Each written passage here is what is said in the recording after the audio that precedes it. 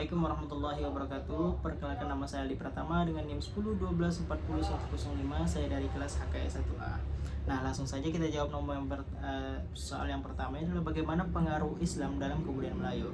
Nah, Islam membawa pengaruh mendalam dalam berbagai aspek kebudayaan Melayu. Ada beberapa rincian yang kita bahas. Nah, rincian yang pertama adalah kepercayaan. Nah, sebelum Islam, masyarakat Melayu menganut animisme, Hindu dan Buddha. Nah, kedatangan Islam menggantikan kepercayaan tersebut dengan ajaran tauhid, menjadikan Islam sebagai fondasi masyarakat utama masyarakat Melayu. Hukum dan adat, Islam mengaruhi sistem hukum dan adat Melayu melalui penerapan syariat. Tradisi adat Melayu diselaraskan dengan nilai-nilai Islam, misalnya dalam hukum perkawinan dan pewarisan.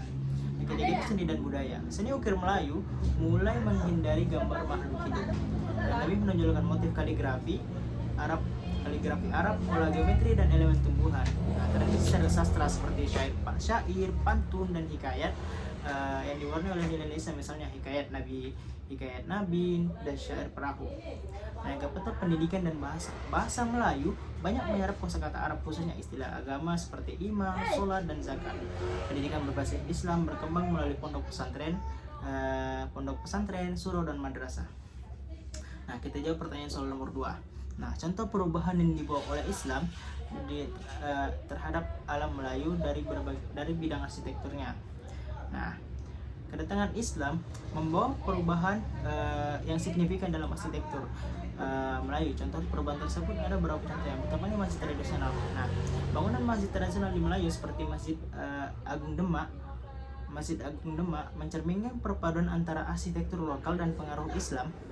Nah, ciri khasnya adalah atap bertingkat tanpa kubah yang melambangkan tumpukan langit dalam konsep testimologi Islam. Yang kedua itu hiasan kaligrafinya. Nah, penggunaan kaligrafi Arab menghiasi teori masjid, dinding, istana, dan rumah bangsawan Melayu. Nah, tata ruangnya di sini adalah tata ruang masjid disesuaikan untuk melaksanakan ibadah dengan adanya mihrab. Yang biasa kita adalah penunjuk arah kiblat dan mimbar.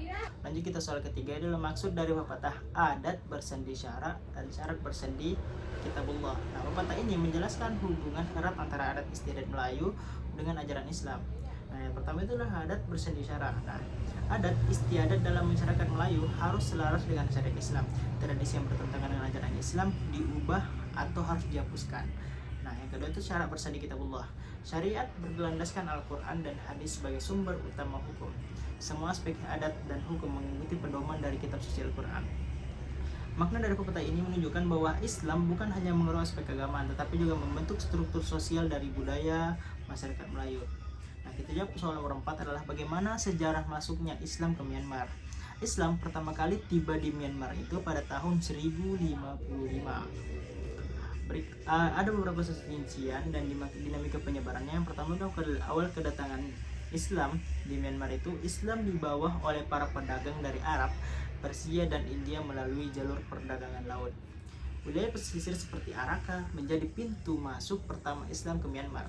Nah, proses penyebaran Islam berlangsung mulai melalui perdagangan, pernikahan antar budaya, dan dakwah yang dilakukan oleh pedagang Muslim. Suku Rohingya di wilayah Arakan menjadi komunitas Muslim terbesar di Myanmar. Ini mega sejarahnya. Penyebaran Islam di Myanmar menghadapi tantangan akibat konflik politik dan diskriminasi terhadap umat Islam, khususnya komunitas Rohingya. Meskipun begitu, Islam tetap menjadi bagian dari keberagaman agama di Myanmar hingga saat ini. Nah, kita jawab soal yang terakhir, yaitu bagaimana sih sejarah masuknya Islam di Jambi. Masuknya Islam di Jambi memiliki latar belakang kompleks dengan berbagai teori. Nah, kita pernah membahas atau belajar tentang teori ini. Teori yang pertama adalah teori Arab. Islam datang langsung dari Arab melalui pedagang dan ulama yang berlayar ke wilayah Sumatera pada abad ke-7 sampai 8. Nah, mereka ini berdagang sambil menyebarkan agama Islam melalui dakwah. Nah, yang kedua itu teori Persia. Jalur perdagang Persia turut memengaruhi penyebaran Islam di Jambi. Pengaruh Persia terlihat dalam seni seperti seni ukiran dan aksara yang digunakan. Pedagang dari Yaman juga menyebarkan Islam di kawasan ini, memperkuat hubungan dagang dan keagamaan. Dan kelima itu pengaruh Turki. Dalam tradisi lisan masyarakat di Jambi, Islam dikaitkan dengan Turki. Ya, mungkin berasal dari pengaruh budaya dan cerita rakyat. meskipun kebanyakan kita menganggap itu hal mitos, tapi perlu kita percaya juga. Nah, yang keenam adalah dinamika penyebaran. Islam menyebar melalui peran kerajaan Islam di Sumatera seperti Kesultanan Jambi yang menjadi pusat kekuasaan dan dakwah Islam. Nah, dakwah melakukan melalui pendidikan agama, tradisi, lisan dan pernikahan antar budaya. Nah, mungkin ini saja yang sempat yang mungkin bisa saya jawab. Mungkin ada beberapa kendala juga ataupun ada suara-suara yang seperti tadi suara-suara petasan dikatakan malam ini adalah malam tahun baru. Jadi saya mohon maaf bila ada gangguan atau kayak suara saya kurang jelas. Mungkin ini saja. Assalamualaikum warahmatullahi wabarakatuh.